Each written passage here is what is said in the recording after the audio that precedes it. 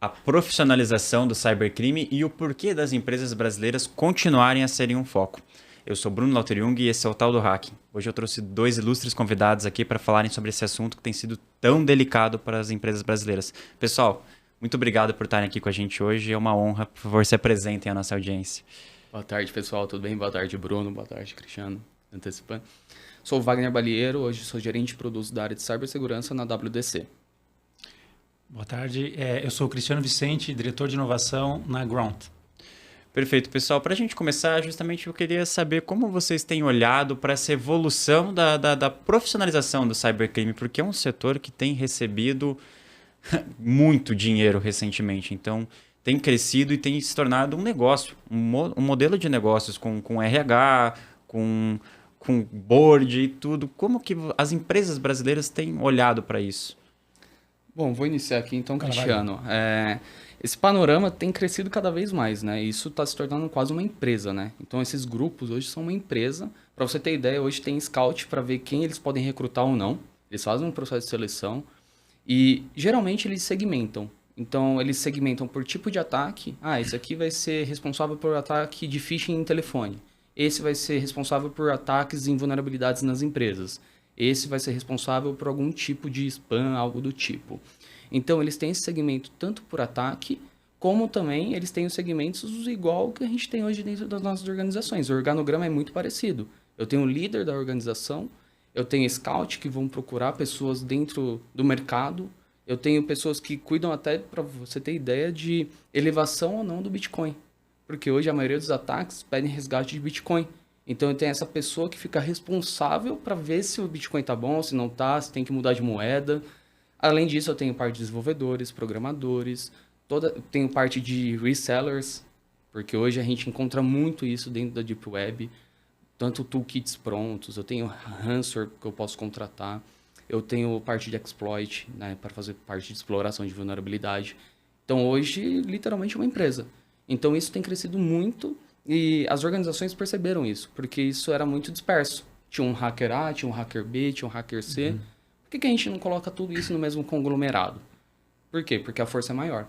E eu consigo tracionar isso melhor, né? Porque eu consigo vender isso. Eu faço um serviço as a service. Literalmente, eu tenho um serviço de cybercrime as a service que eu posso contratar a qualquer momento.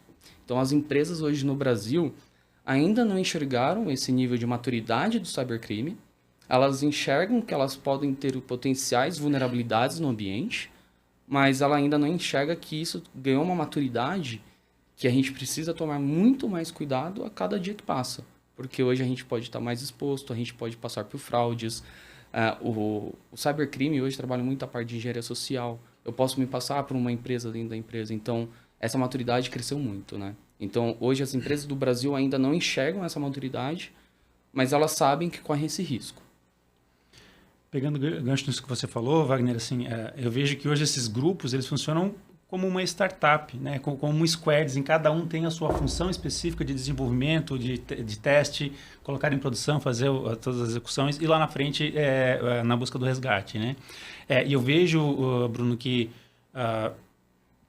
lá para 2020, né, por conta da pandemia, também houve um crescimento muito grande, principalmente pelo fato de que as pessoas foram para casa e muitas delas levaram esses computadores, né, esses dispositivos para trabalhar em casa, também fazendo atividades pessoais e, em alguns casos, passaram a utilizar seus próprios computadores pessoais que não seguem todas as exigências, né, de segurança, né? Então, esse foi um ponto muito marcante em que houve um acréscimo muito grande, né, na organização desses grupos e certamente a partir desse ponto houve um crescimento muito grande nos cyberataques também. Isso. E complementando o gancho do Cristiano, né?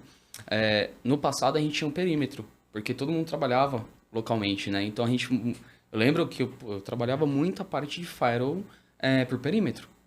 E quando chegou a pandemia e a gente teve que fazer toda essa parte de home office, a gente expandiu o perímetro. A gente não tem mais perímetro. Ou tudo está na nuvem, ou eu estou exposto. Então, as empresas tiveram uma crescente nesse período de pandemia de como que eu vou trabalhar agora se eu não tenho mais um perímetro e eu tenho tudo agora em qualquer lugar, né? Então, isso acabou também trazendo várias complicações de cibersegurança no dia a dia das empresas. Tem uma metodologia de trabalho, né, chamada BYOD, Bring Your Own Device, né, que é uma vulnerabilidade porque a pessoa vai para o trabalho com seu próprio dispositivo, né. É uma economia para a empresa até certo ponto, mas acaba tendo um vetor ali de vulnerabilidade que precisa ser muito bem cuidado para não ter nenhuma exposição também. Vocês falaram muito de vulnerabilidades e eu queria saber quais são hoje as ferramentas que têm possibilitado cada vez mais essa profissionalização do cybercrime. Bom, são inúmeras. Hoje, a gente, se for colocar no papel, são muito mais técnicas de ataque, de vulnerabilidade, do que soluções que eles utilizam, né? Porque hoje a gente vai explorar talvez uma porta aberta de um site, ou de uma aplicação, Hoje, a maior técnica utilizada pelo cybercrime é a engenharia social. Eu me passar por alguém, te mandar um e-mail falso com gostos que você tem. Então, se você gosta de carro, por exemplo, futebol, eu vou mandar um e-mail direcionado para o quê? Para que você consiga me enviar informações e eu vou conseguir me passar por essa pessoa e eu fraudo aquela empresa. Eu me passo por aquela pessoa e vou invadir a empresa. Então, hoje, quando a gente fala de ataques, desde o mais simples ao mais sofisticado, a gente ainda usa muita parte de engenharia social, que não é uma solução. E sim algumas técnicas, né? Eu vou te mandar phishing, vou me passar por você. Redes sociais abertas, isso é um grande problema também, que a gente não enxerga como pessoa física. Eu adoro expor que eu estou viajando, fazendo várias coisas. Mas se a gente for levar isso mais para o profissional, isso é um grande risco para a empresa. Por quê? Porque a pessoa pode se passar por ela. Hoje a gente ouve muita parte de deepfake, né? Então eu vou mudar o deepface, desculpa, que eu vou mudar a face da pessoa, né? Eu vou usar o seu rosto e eu posso me passar por você em reuniões, né? Então isso acaba crescendo cada vez mais esse tipo de técnica e associada a IA, porque a IA também tem acelerado muito essa parte. Eu usar a sua face para fazer outras fotos, me passar por você até em reuniões, usando webcam, né? Então a gente tem essas técnicas. Solução propriamente dito, é muito difícil eu ter uma solução que é voltada para o cybercrime. Eu tenho soluções para me proteger do cybercrime, né? Mas para cometer um crime, os hackers geralmente não utilizam uma solução. Eles já têm pronto, eles desenvolvem, né? Geralmente tem desenvolvedores, eles vão criar aplicações, até para que eles consigam comercializar isso. Hoje eles não ganham só dinheiro fazendo ataques. Eles fazem dinheiro vendendo produtos, né?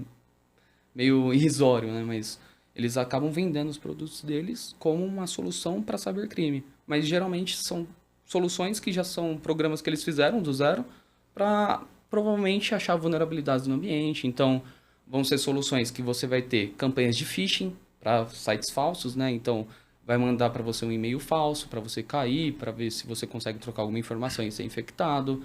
Ele vai te mandar uma aplicação para você testar vulnerabilidades no ambiente. Ele vai tentar contratar um funcionário interno e vender o produto para esse funcionário interno, atacar uma empresa. Isso acontece muito, que são insider threats, que a gente chama. Então, são mais ou menos esse tipo de técnicas que eles acabam utilizando e eles conseguem produtizar porque eles fazem do zero essas soluções. Falando em ferramentas, né, se você for atrás na internet não indexada, né, no Deep Web da vida, você encontra várias soluções aí de Ransomware as a Service, né? Você pode contratar um ransomware e você pode pagar individualmente ou mensalmente, ou você pode trazer afiliados, ou mesmo você paga um valor daquilo que você conseguiu de recursos. Então, tem várias opções lá, né? Você pode comprar dados de cartões de crédito que estão prontos, ou você contratar um freelancer para fazer alguma atividade em específico. Então, existem esses locais em que você pode contratar esse serviço da forma que você quiser, né? E aí, do outro lado da empresa, tem que pensar sempre no tripé, né, de tecnologia, processos e pessoas. Não dá para pensar em uma coisa só, senão acaba tendo um ponto vulnerável, né? É muito comum se falar que, por exemplo, né, as pessoas são o elo mais fraco dessa tríade, mas eu não vejo muito dessa forma, né, porque ele é só um e tem vários outros pontos, né, de vulnerabilidade antes de chegar na pessoa.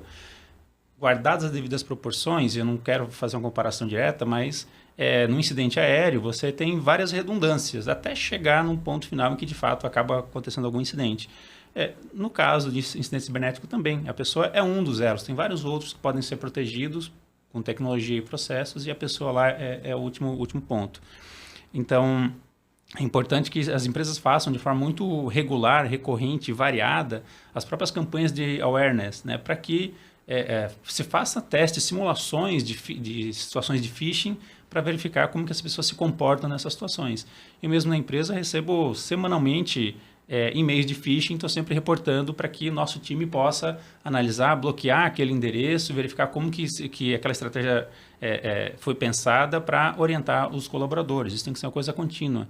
Não é fazendo uma semana que vai resolver. Continuamente a gente precisa ir atrás disso. Exato. A gente falou no nosso backstage aqui sobre o Telegram e como o cybercrime tem utilizado ele como uma ferramenta de comunicação.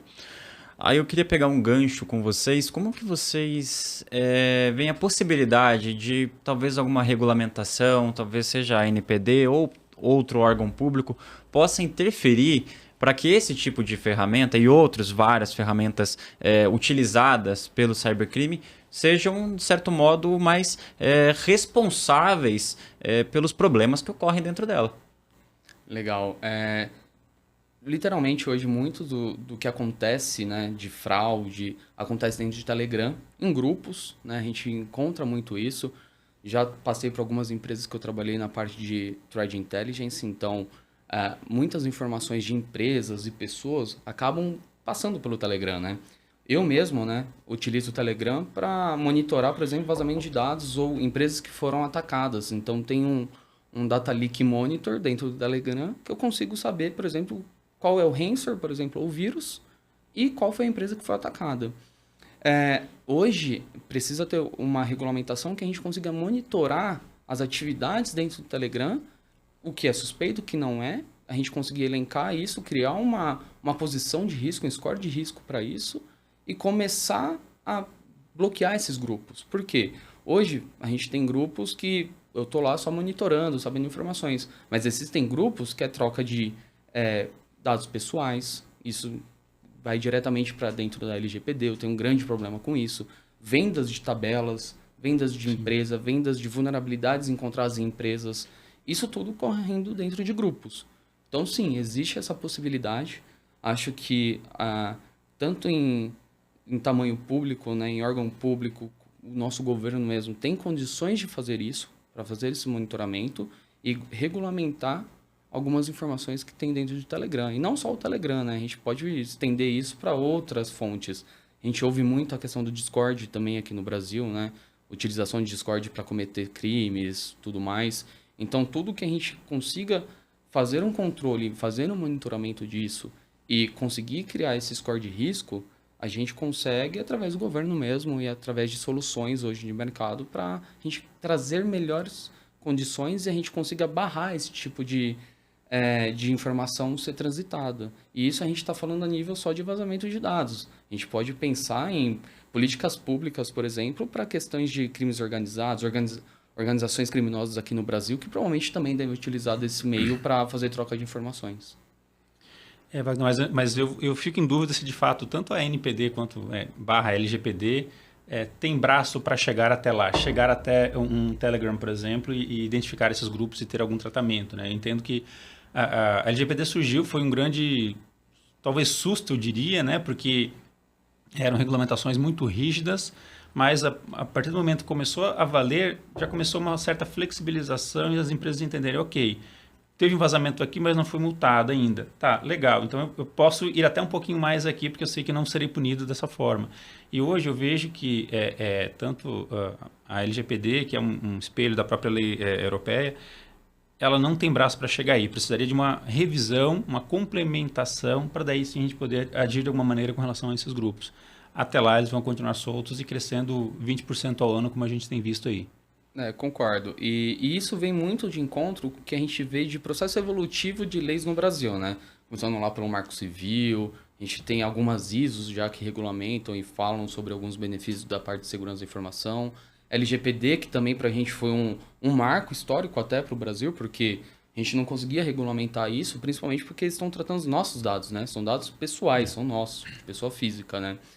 Porque isso, se a gente pegar dados históricos de parte desde organizações de hacker, como começou o hacker no mundo mesmo, a gente começa lá em 90, por exemplo, que faziam exploração de sistema telefônico, para não pagar pulso, para acessar a central telefônica.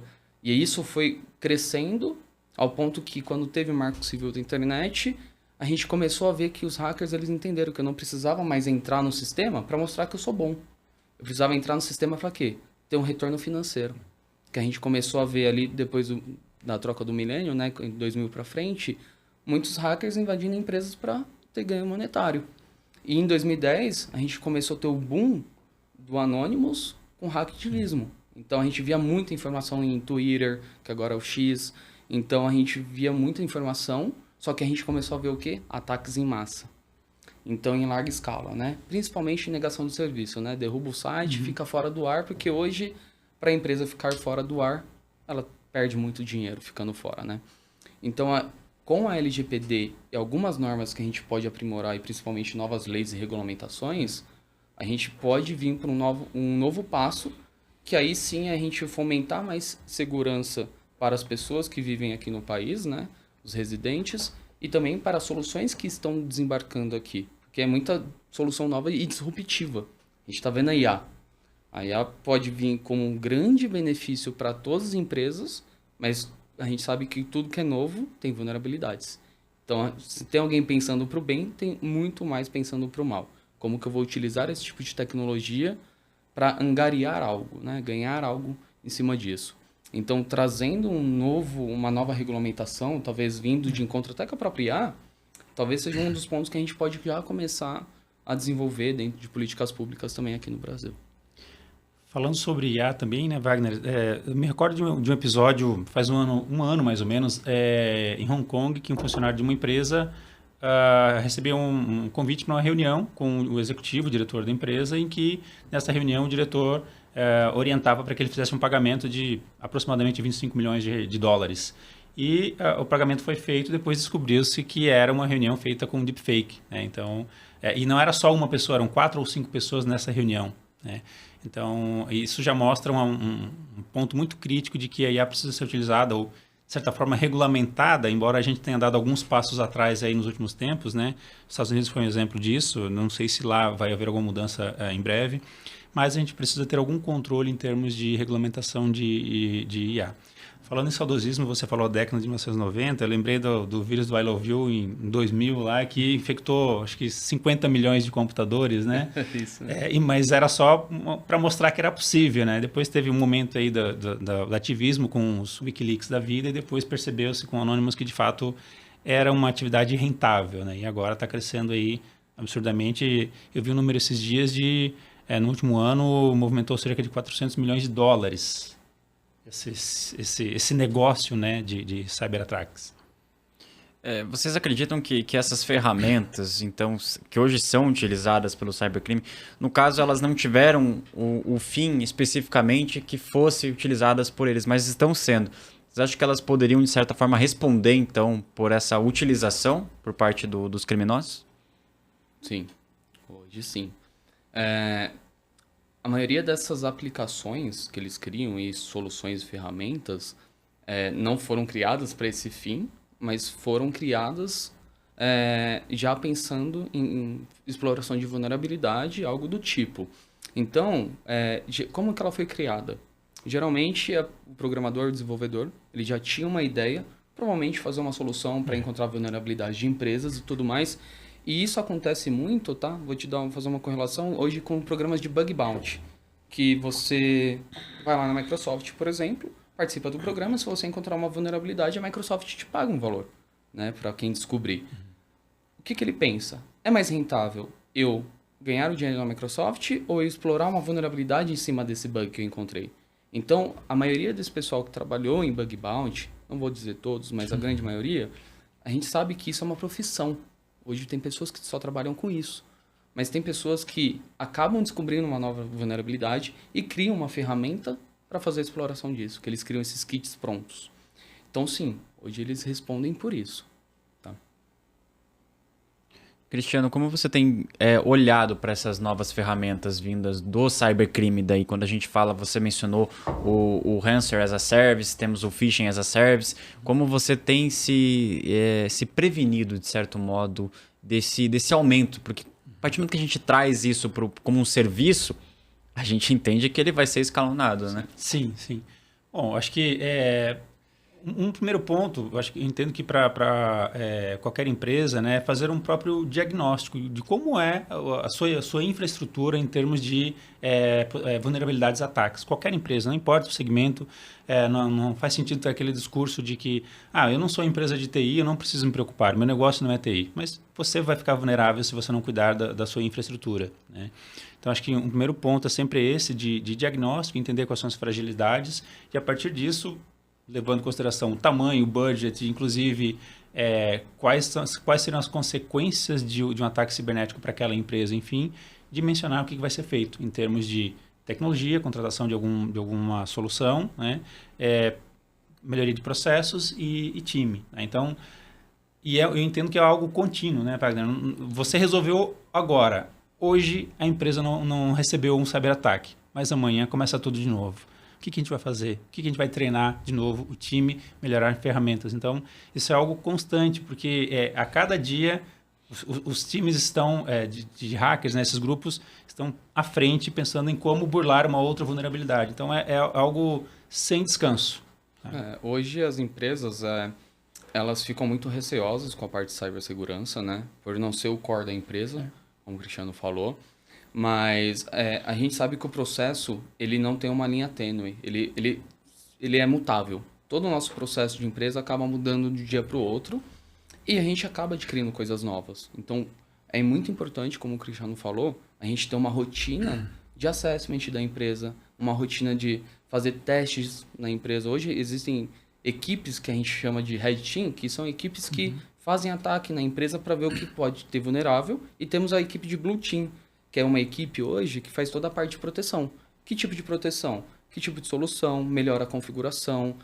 Hoje, a má configuração de soluções de segurança é um grande problema. Será que só o usuário é o pilar de falha de segurança na empresa? Não. O ataque sempre vai ser direcionado para um usuário. Mas, não necessariamente aquele usuário está vulnerável, né? Pode ser uma má configuração. Criar rotina. Trabalhar também com empresas que trabalham com cibersegurança para trazer para você o know-how disso também é muito importante, porque se não é o core da empresa saber de cibersegurança, eu preciso ter empresas e pessoas especialistas que vão fazer uma consultoria para mim sobre isso, né? Por quê? Porque essas empresas já passaram ou já conhecem como funciona um ataque, o que você precisa ter de política de backup. Hoje a maioria dos ataques não ataca diretamente a empresa no primeiro momento. Vai atacar o backup, por quê? Você não vai conseguir restaurar seus dados. E as empresas precisam entender que o ataque não é do dia para a noite. O ataque, o arquivo malicioso pode estar adormecido há 1 ano, 2 anos, até ele fazer um wake-up, acordar aquele arquivo e propagar o ataque na empresa. Então, a gente conseguir ter essa visibilidade. Hoje, o maior problema de cibersegurança é eu ter visibilidade e fazer resposta a incidente. Porque eu não sei realmente tudo que está acontecendo dentro da empresa. Então, em questões de conexões, o que se tem um arquivo malicioso ou não, e como eu respondo àquele incidente. Eu acho que isso é primordial. Como que eu respondo a um incidente? Isso é importante, porque eu detectei, mas se eu não souber corrigir ou responder aquilo, eu vou ser infectado de qualquer maneira. Então, as empresas elas já estão criando essa consciência, mas principalmente empresa que não tem esse core de tecnologia, não é o produto dele, mas ainda eu vejo que a resposta a incidente e saber realmente como está o seu ambiente, ele está muito ainda raso.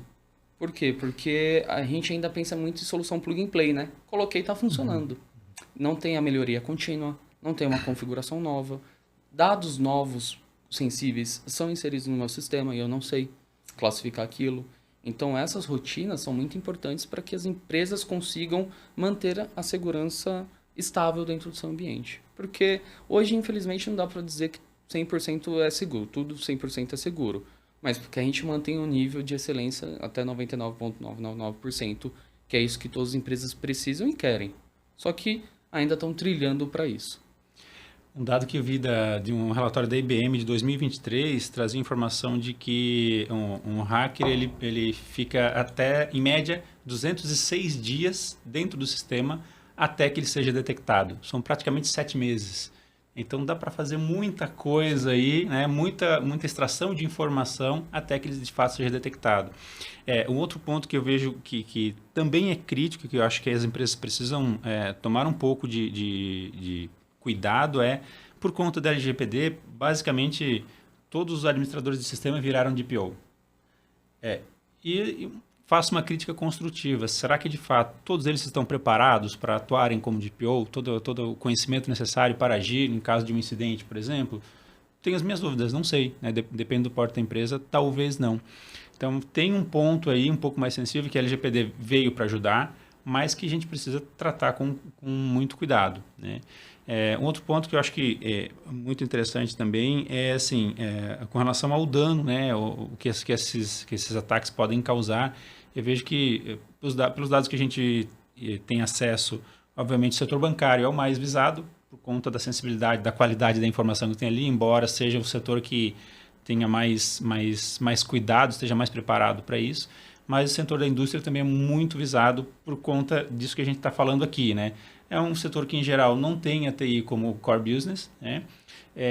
E aí não toma os devidos cuidados. E aí você faz um ataque desse, consegue coisas simples, não permitir que seja emitida nota fiscal ao longo de um dia. É um estrago gigantesco para a empresa. Né? E aí você faz um ataque e pede lá alguns milhares de dólares, enfim, em bitcoins e você libera e vai para a próxima empresa. Né? Então, assim, essas empresas, em geral, precisam tomar um pouco mais de cuidado, ir atrás, verificar o que precisa para atender de fato a LGBT como melhoria, não só como uma exigência que agora tem que ser atendida, para que a gente possa estar um pouco à frente desses grupos. Exato. Vou usar um gancho. Você, Bruno, falou sobre a questão de home office, né, pandemia, né, a gente estava começando a pauta nisso também, em alguns temas. Isso trouxe uma brecha gigantesca para a parte de cibersegurança. Por quê? Porque muitos funcionários tiveram que trabalhar em casa, a gente não ia mais para o escritório, né, tudo mais. Foi o que eu falei sobre o perímetro expandido, né, não tem mais perímetro. Qual que foi o maior problema de todas as pessoas que trabalhavam em casa? Disponibilidade de serviço. Ouvi muito isso. VPN deixa minha conexão lenta. Não consigo acessar o sistema, não consigo trabalhar. E as pessoas não estavam acostumadas a trabalhar de casa. Por quê? Porque para ela, casa sempre foi descanso, férias. Então, demorou-se ali algumas semanas, até meses para algumas pessoas, a se acostumarem com o trabalho de casa, né? Trabalhando no home office. O que a empresa fez para disponibilizar? Coloquei o servidor direto exposto para a internet. Disponibilizei a aplicação em nuvem sem nada passando nela. Então, a gente viu muitos ataques nesse período. Por quê? Porque eu precisava agilizar aquilo. Putz, eu preciso dar acesso muito rápido, a pessoa precisa acessar. O pessoal está reclamando de lentidão e não vai produzir como produzia dentro de casa. Então, a gente vê muito imediatismo. Eu preciso disso para ontem. Eu preciso disponibilizar isso porque está lento. E não passa por um processo de mudança. Desabilita a autenticação de 2 fatores, né? Exato. Coisa básica. Então, isso a gente vê muito nas empresas. Não tem essa gestão de mudança e acaba fazendo o quê? Para ontem. Putz, quem me ligou foi o CEO da empresa, Wagner. Eu não vou deixar de fazer. Tudo bem, mas você explicou para ele todos os riscos associados a isso? Deu tempo de você falar que se você fizer isso, a empresa está exposta? Então, foi essa mudança na pandemia que também acelerou um pouco a maturidade de cibersegurança. Porque eu percebi que as empresas, disponibilidade, cresceu muito a questão de cloud, nuvem, uso de nuvem, mas eu vi que a maturidade também teve que ter uma escala muito rápida em segurança, porque as pessoas não estavam sabendo lidar com os novos cenários. Como que eu protejo? Será que tudo que está na nuvem está protegido? Será que eu não devo proteger? Como que eu protejo o funcionário que está trabalhando em casa de não vazar informação? Porque isso eu posso fazer um vazamento intrínseco. Alguém passou atrás de mim numa cafeteria e leu o que eu estava fazendo e já tem informação. Então, essa curva de aprendizado foi alta na pandemia, mas ainda não trouxe a maturidade que a gente esperava para todas as empresas. Porque ainda a gente fala muito de não ser o produto da empresa. E as empresas começaram a tomar mais cuidado, né? Mas ainda muito o cuidado no plano de contingência ou no plano de recuperação de desastre. Então, é assim, se acontecer, ele fala, Wagner, vai acontecer, eu tenho esse plano aqui pronto para isso. Então, eles pensam muito no plano de recuperação, mas eles não pensam em, eu não preciso chegar no plano de recuperação do desastre. Eu preciso que não chegue naquele momento. Se chegar naquele momento é muito crítico. Mas eu vejo muito isso. O plano de contingência está pronto, Wagner. Mas se acontecer, a gente vai só virar a chavinha e fazer um turnkey. Mas não é bem isso. Eles focam muito na contingência e esquecem que eu só preciso fazer a proteção básica do meu ambiente ali, né? Então isso eu vejo muito também no mercado. Perfeito. Para encerrar o nosso episódio, eu perguntei para vocês como que o setor público podia, de certo modo, parar, digamos, o avanço desse mega empresa que está se tornando cybercrime. Como que vocês acham que o setor privado pode parar para trabalhar para talvez parar esse avanço? Você quer começar? Fica à vontade, Wagner. Bom, o setor privado hoje é o setor que hoje acaba recebendo muito mais ataques. Ele já tem conhecimento e compartilha isso com a maioria dos fabricantes também, que eles acabam atacando. Hoje, o setor privado, eu vejo uma grande deficiência em 2 pontos, né? A gente trazer o conhecimento para o usuário comum, porque o usuário comum ele consegue ter essa ciência. Eu fui treinado em cibersegurança na minha empresa, eu vou levar isso para dentro de casa. Então, a partir de agora, meu filho não vai acessar tais sites. Eu não vou fazer download disso. Então, eu consigo fazer uma consciência desse usuário, tanto para a vida pessoal como profissional, quando eu tenho treinamento desses usuários. E outro caso, são comitês que esse setor privado pode também ter. Então, quando eu falo de comitê, a gente sentar, entender o que está acontecendo e ter uma diretriz do governo mesmo. Olha, vamos trazer as empresas para passar o que aconteceu. Porque se essas empresas estão sofrendo tantos ataques, a gente precisa entender o que a gente pode fazer como governo e força pública para conter esse tipo de ataque ou mitigar esses ataques. A gente ouve muito em cyber mitigação, que eu não consigo bloquear, eu mitigo meus riscos. Então, se a gente tiver esses 2 pilares em que o setor privado consiga compartilhar informações e a gente tem essas informações compiladas e centralizadas num comitê, eu consigo identificar melhor possíveis ataques ou tendências de ataques que eu vou ter na minha região. Então a gente sabe que no Brasil, o Brasil é o único país que recebe ataque de boleto falso. Por quê? Só tem boleto no país. Então a gente consegue identificar esse tipo de ataque de uma maneira muito mais rápida. Existem ataques que estão acontecendo lá na Espanha. Vou dar um exemplo de ransomware em 2015 que aconteceu lá na Espanha em um banco. Ela chegou aqui no Brasil. Foi lá na época do WannaCry, do Petya. Será que se a gente tivesse um comitê, algumas informações sendo compartilhadas com a parte de segurança e o governo e a parte pública tendo informações também de fabricantes, tendo essa conscientização, será que a gente não conseguiria analisar essa tendência? E aí fica um ponto. Esse ano a gente vai ouvir muito sobre observabilidade, que é exatamente a gente entender tendências que fogem de soluções que são de cibersegurança. Ou seja, será que o Bruno acessando um software e o Cristiano acessando esse software, a tendência, eles já tiveram essa tendência antes ou não? Será que esse comportamento é normal ou não? Então, foge do escopo de soluções de cibersegurança e eu começar a entender mais tendências e comportamentos e entender, ser mais preditivo. Eu vou conseguir trazer de uma maneira preditiva uma proteção para o meu ambiente também. Então, se a gente tivesse comitê, obviamente, o conhecimento do usuário, né, tudo mais, é muito importante. Mas se eu tivesse comitê e começar a identificar esse comportamento em tendência, a gente consegue proteger de uma maneira muito mais eficaz o que está chegando de ataque aqui no país. Perfeito, Wagner. Eu concordo 100%. Eu entendo que esse seria um modelo dos sonhos em termos, né, esses comitês, óbvio. Porque, de fato, estaremos muito à frente. Mas eu entendo que, por mais que tenhamos falado que pessoas seria somente um dos elos, um dos pontos, mas eu entendo que sim, o movimento de conscientização das pessoas, não só para as atividades corporativas, mas também até para atividades em casa, ao invés de você não conectar uma rede Wi-Fi sem senha, ou você receber um cabo USB de um desconhecido no aeroporto e plugar no seu computador ou celular, né? Então, esse é um ponto extremamente sensível que, conforme as pessoas passem a ter um pouco mais de consciência sobre os danos que aquilo pode causar, a gente vai conseguir evoluir. Da mesma forma, empresas, de novo, as empresas em geral não têm a consciência do estrago, às vezes do dano, né? Às vezes pode ser financeiro, mas às vezes pode ser de uma marca, de uma imagem, que você fica um dia sem poder trabalhar, uma Renner da vida, né? Como foi um caso bem conhecido em 2021 ou 22, em que, poxa, foi um problema muito grande para a própria marca em si. Então, quando as empresas, né, os gestores começarem a avaliar a consequência de um dano, né, de um cyberataque, nós vamos perceber que não, vale a pena investir um pouco mais, ir um pouco mais além, trabalhar nessa tríade de pessoas, tecnologia e processos para conseguir evoluir também em termos de proteção. Legal. Só complementando a fala do Cristiano para a gente também encerrar, a gente fala muito sobre a gestão do risco.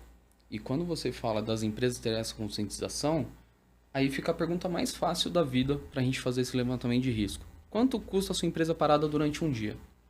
Então, se ele fizer esse levantamento e fizer um levantamento de quanto custa proteger a sua empresa desse risco, é muito pífio. A gente está falando de uma porcentagem muito baixa. Está falando de 5%, 10% se a gente pensar numa blindagem completa. Então, essa conscientização, quando a gente leva isso para o board, para o C-Level, a gente consegue ter ainda mais proteção nos ambientes.